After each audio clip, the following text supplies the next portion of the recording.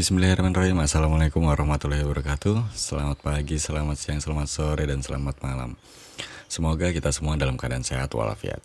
Dilansir di laman kemendikbud.go.id di blognya yaitu blog Kementerian Pendidikan pada tanggal 23 Desember 2021 dalam SKB 4 Menteri dengan judul Kesehatan dan Keselamatan Warga Sekolah Jadi Prioritas Utama.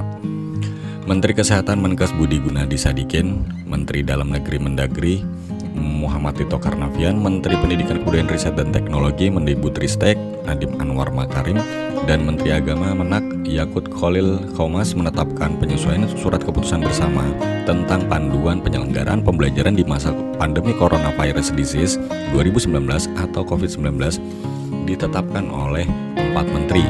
SKB yang disusun atas masukan berbagai elemen masyarakat ini berisi penyesuaian aturan PTM terbatas yang lebih baik dan lebih rinci dengan tetap mengedepankan kesehatan dan keselamatan warga satuan pendidikan sebagai prioritas utama. Hal-hal baru yang tertuang dalam SKB ini antara lain tentang vaksinasi pendidik dan tenaga kependidikan. Menkes Budi Gunadi Sadikin menuturkan bahwa di dalam SKB terdahulu, satuan pendidikan yang mayoritas PTK-nya sudah divaksin wajib menyediakan layanan PTM terbatas dan PTK yang belum divaksin disarankan mengajar secara jarak jauh. Hal tersebut dipertegas agar kesehatan dan keselamatan warga sekolah lebih terjamin, yakni PTK harus sudah divaksin. Kini cakupan vaksinasi PTK mempengaruhi jumlah kapasitas peserta didik yang mengikuti PTM terbatas. Selain itu, untuk mengajar PTM terbatas, PTK harus divaksinasi, kata Menkes. Pakar epidemiologi Universitas Airlangga atau UNAIR, Windu Purnomo menjelaskan, di fase ketika cakupan vaksinasi dosis lengkap sudah sekitar 50% dan proporsi penduduk yang memiliki kekebalan akibat infeksi alamiah cukup tinggi, seperti di Indonesia saat ini. Strategi penanganan pandemi COVID-19 bukan lagi zero case seperti fase awal sampai pertengahan pandemi kemarin, tapi lebih kepada pengurangan risiko, hospitalisasi, dan mortalitas ketika terjadi penularan COVID-19. Yang mempunyai risiko tinggi untuk hospitalisasi dan mortalitas adalah para orang dewasa, terutama lansia, bukan anak-anak muda di bawah 18 tahun yang relatif mempunyai kekebalan bawaan yang masih cukup tinggi, katanya. Karena itu, tambah Windu untuk pengaktifan PTM terbatas 100%, yang paling penting adalah prasyarat bahwa 1. Semua 100% pendidik atau guru dan tenaga kependidikan yang hadir di satuan pendidikan yang bersangkutan sudah divaksinasi lengkap 2 dosis. 2. Anak-anak di bawah 18 tahun tidak harus sudah vaksinasi lengkap, tetapi anak didik atau mahasiswa berusia 18 tahun ke atas sudah harus 100% divaksinasi. 3. Sedikitnya 70% lansia di daerah mana yang PTM terbatas dilaksanakan sudah divaksinasi lengkap 2 dosis. 4. Sarana prasarana dan standar operasional prosedur atau SOP protokol kesehatan di satuan pendidikan yang bersangkutan harus tersedia dan diimplementasikan 100%. Dan 5. Surveillance, perilaku kepatuhan protokol kesehatan dan surveillance kasus di satuan pendidikan juga di masyarakat harus dilaksanakan secara terus-menerus.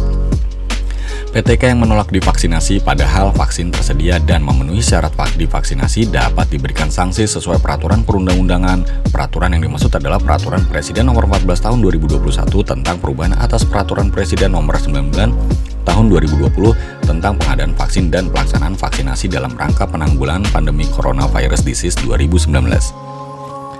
Hal baru dalam SKB 4 Menteri terbaru, selain bahwa untuk mengajar PTM terbatas, PTK harus divaksinasi dan cakupan vaksinasi PTK ini mempengaruhi jumlah kapasitas peserta didik. Hal baru lainnya adalah tentang penghentian PTM terbatas jika ada temuan kasus konfirmasi COVID-19. Menkes Budi menjelaskan jika SKB terdahulu mengatur ditutupnya sekolah dan menghentikan sementara PTM terbatas paling cepat 3 kali 24 jam apabila ada temuan kasus konfirmasi COVID-19. SKB yang baru mengatur penghentian yang lebih lama, yakni 14 kali 24 jam untuk menjamin keamanan bersama.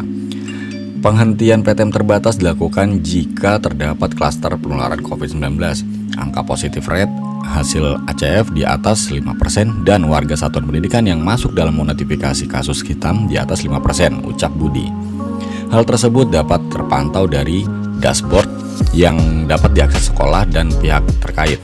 apabila setelah dilakukan surveillance bukan merupakan klaster PTM terbatas atau angka positivity rate di bawah 5%. PTM terbatas hanya dihentikan pada kelompok belajar yang terdapat kasus konfirmasi atau kontak erat COVID-19 selama 5 kali 24 jam. Pemerintah daerah dan pihak lainnya yang memiliki akses dapat memantau status kondisi sekolah secara detail pada halaman. Nah, ini merupakan halamannya di sekolahaman.kemkes.go.id/ atau https://madrasahaman.kemkes.go.id/. Mendagri Tito Karnavian menambahkan terdapat penyesuaian juga terhadap pemantauan dan evaluasi PTM terbatas. Semula yang dipantau hanya kesiapan PTM terbatas sesuai daftar periksa, laporan proses PTM terbatas, dan kasus konfirmasi COVID-19 dari laporan sekolah. Namun, dalam penyelesaian SKB pemantauan dan evaluasi berisi antara lain 1. Kesiapan PTM terbatas sesuai daftar periksa dari laporan sekolah. 2. Kasus suspek gejala COVID-19 dan komorbid dari laporan sekolah dan Satgas Penanganan COVID-19. 3. Tingkat kepatuhan institusi dan warga satuan pendidikan terhadap protokol kesehatan dari laporan sekolah dan Satgas. 4. Status vaksin warga satuan pendidikan yang diintegrasikan dengan aplikasi Peduli Lindungi. Dan 5. Kasus konfirmasi dan kontak erat COVID-19 yang terintegrasi dengan aplikasi Peduli Lindungi. Mendikbudristek Nadiem Anwar Makarim juga menjelaskan bahwa penggunaan teknologi untuk pemantauan dan evaluasi PTM terbatas akan terus dilakukan. Sekarang ada pengintegrasian data pokok pendidikan atau Dapodik dengan Peduli Lindungi. Jika ada temuan kontak erat atau kasus positif terhadap warga sekolah, penanggung jawab sekolah dan Dinas Pendidikan akan menerima notifikasi melalui WhatsApp dari Kemenkes. Warga sekolah yang diketahui positif COVID-19 atau kontak erat dilarang berada di sekolah untuk kemudian dapat diambil langkah penanganan lebih lanjut, jelasnya. Menak Yakut Khalil Kaumas menambahkan sistem pendataan pendidikan yang dikelola oleh Kemenak juga terintegrasi dengan Peduli Lindungi. Notifikasi kasus melalui WhatsApp akan dikirimkan juga kepada penanggung jawab satuan pendidikan di bawah binaan Kemenak dan kantor wilayah Kemenak, tutur Yakut. Menak Yakut dalam hal ini mengajak warga pesantren, madrasah, dan satuan pendidikan keagamaan lainnya untuk secara seksama memahami isi SKB 4 Menteri. Kepada warga pesantren, madrasah, dan satuan pendidikan keagamaan lainnya, kita harus berperan aktif dalam menjaga situasi yang sudah terkendali ini. SKB 4 Menteri ini dapat memiliki lampiran yang sangat terperinci untuk ditaati bersama. Saya berharap SKB ini dapat dipahami dan dilaksanakan dengan baik karena sudah disusun sangat teknis agar mudah diikuti, tutupnya. Nah, keputusan bersama 4 Menteri ini dapat diunduh pada tautan ini. Oke, tautan ini kita buka. Nah, di halaman ini kita buka isinya itu di sini yang saya buka adalah infografis SKB 4 Menteri 2021, yaitu penyesuaian surat keputusan bersama atau SKB 4 Menteri tentang pembelajaran di masa pandemi COVID-19. Situasi pandemi yang terkendali menumbuhkan optimisme untuk bersama pulihkan pendidikan. Hampir 2 tahun anak-anak Indonesia tidak belajar sebagaimana mestinya. Pemulihan sangat mendesak untuk dilakukan. SKB 4 Menteri ini ditetapkan melalui berbagai pertimbangan yang matang demi kemaslahatan bersama, khususnya masa depan anak-anak Indonesia. Apa yang baru? Oke, misalkan. Nah, ini pengaturan pembelajaran tatap muka atau PTM terbatas. Nah, ini pengaturannya itu ada beberapa kategori kriteria. Nah, kategori itu ada sampai A, B, C, D, F, lalu K. Nah, itu sesuai dengan bila mana kriteria kategori A PPKM level 1 dan 2, 80% dosis 2 PTK, vaksinasi dosis 2 lansia di TK di kabupaten kota itu 50% ke atas, kapasitasnya mendapat 100%, frekuensi full hari sekolah dan maksimal 6 jam per harinya. Lalu kategori B PPKM level 1 dan 2 50 sampai 79%, 40 sampai 50% di lansianya mendapat kapasitas PTM 50% full hari maksimal 6 jam. Lalu sampai C di bawah 50%, di bawah 40% dapatnya 50% full hari sekolah dan maksimal 4 jam. Lalu di PPKM level 3 itu misalnya sudah dosis PTK-nya sudah di atas 40%, lansianya sudah di atas 10%, dapatnya 50% full hari sekolah maksimal 4 jam. Nah, di PPKM di level 3 di bawah vaksinasi dosis PTK-nya itu masih di bawah 40%, lansianya 10%, PJJ penuh, dan sama dengan halnya dengan PPKM level 4 di kategori F. Di kategori K, daerah khusus atau 3T, PTM 100% full hari sekolah maksimal 6 jam. Pengaturan pembelajaran tatap muka terbatas. Mulai Januari 2022, semua satuan pendidikan pada level 1, 2, dan 3 PPKM wajib melaksanakan PTM terbatas. Pemda tidak boleh melarang PTM terbatas bagi yang memenuhi kriteria dan tidak boleh menambahkan kriteria yang lebih berat. Pengaturan kapasitas peserta didik dan durasi pembelajaran dalam penyelenggaraan PTM terbatas diatur berdasarkan cakupan vaksinasi dosis 2 pendidik dan tenaga kependidikan di masing-masing satuan pendidikan serta vaksinasi warga masyarakat lansia di tingkat kabupaten kota, dikecualikan bagi satuan pendidikan pada daerah khusus karena kondisi geografis sesuai Kemendikbud nomor 160/P/2021. Lalu yang kedua, orang tua atau wali peserta didik dapat memilih PTM terbatas atau PJJ bagi anak sampai semester 1 tahun ajaran tahun akademik 2021-2022 berakhir. Mulai semester 2 ajaran tahun wajib. Nah, ini semester 2-nya tahun akademik 2021-2022 mulai Januari 2022 semua wajib mengikuti PTM terbatas, wajib masuk berarti.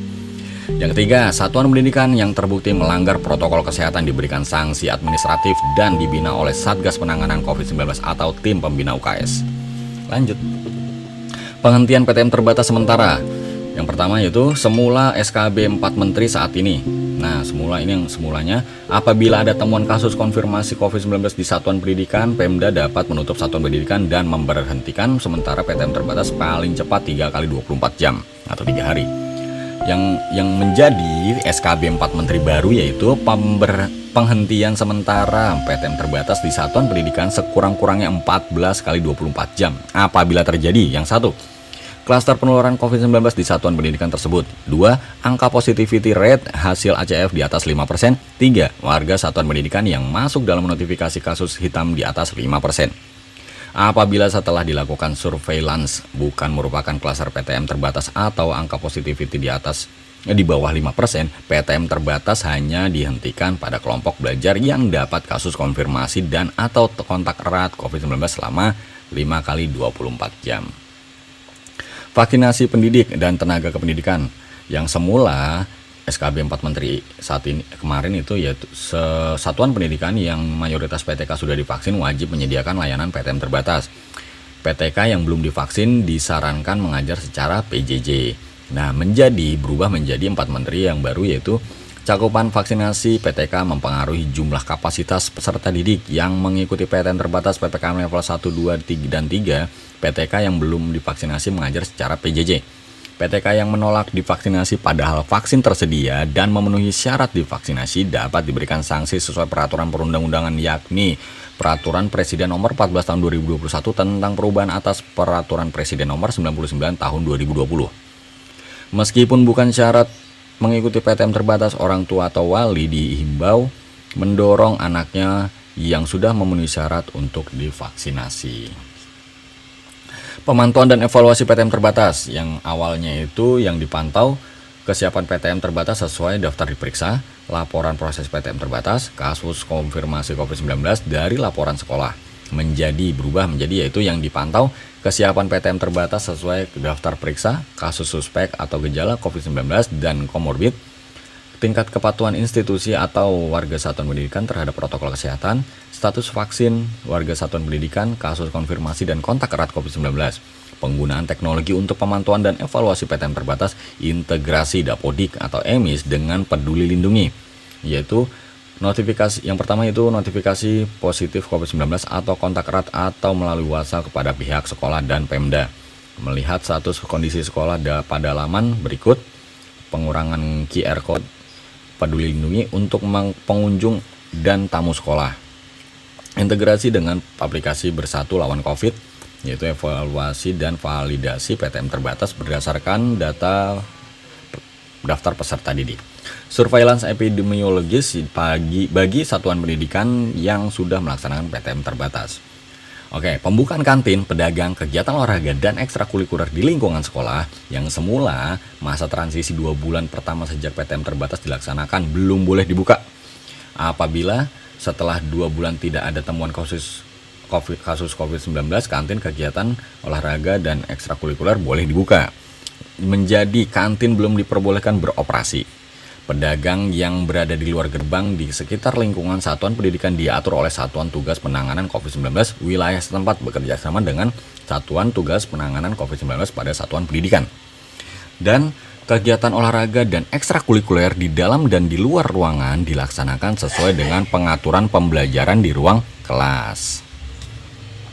Daftar periksa kesiapan satuan pendidikan yang semula SKB 4 Menteri yaitu ketersediaan sarana sanitasi dan kebersihan, mampu mengakses fasilitas pelayanan kesehatan, area wajib masker, memiliki termogan, mendata warga satuan pendidikan yang tidak boleh melakukan kegiatan di satuan pendidikan. Menjadi berubah yaitu SKB 4 Menteri yang itu ketersediaan sarana dan prasarana sanitasi, kebersihan, dan kesehatan, mampu mengakses fasilitas pelayanan kesehatan seperti puskesmas, klinik, rumah sakit, dan lainnya. Memiliki tim satuan tugas penanganan COVID-19 di tingkat satuan pendidikan. Telah melakukan verifikasi nomor WhatsApp penanggung jawab satuan pendidikan pada laman berikut. Nah, ini sebelumnya sudah verifikasi ya. Melaporkan tingkat kepatuhan pelaksanaan protokol kesehatan di satuan pendidikan melalui aplikasi Bersatu Lawan COVID-19 atau BLC Satuan Pendidikan. Oke, saya rasa isi dari SKB 4 Menteri ini yaitu 4 Menteri dari Kemendagri, Kemenak, Kemendikbudristek, dan Kemenkes. Infografis intinya sudah disampaikan. Semoga berharap yaitu tadi SKB ini dapat dipahami dan dilaksanakan dengan baik karena sudah disusun sangat teknis agar mudah diikuti. Terima kasih, kurang lebih mohon maaf. Wabillahi taufiq wal hidayah. Wassalamualaikum warahmatullahi wabarakatuh. Salam sehat, merdeka belajar.